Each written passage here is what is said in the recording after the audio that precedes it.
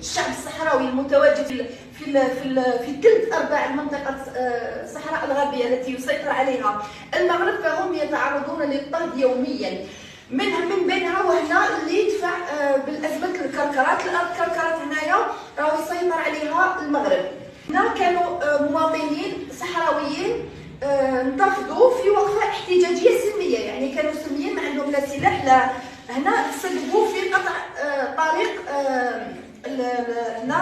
طريق الممر الاقتصادي اللي كاين ما بين المغرب اللي تستعمل المغرب مع موريتانيا. واش دار المغرب؟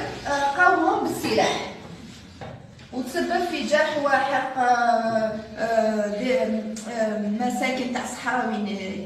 دونك هذا الهجوم على الشعب الصحراوي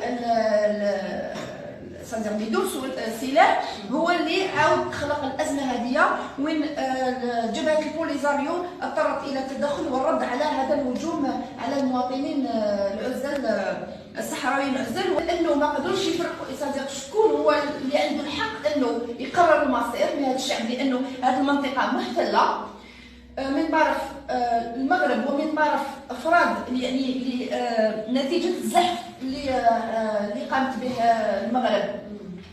اضافه الى ذلك يعني ما قدروش يوصلوا الى حل من الذي يشرف على هذا الاستفتاء ليكون استفتاء نزيه.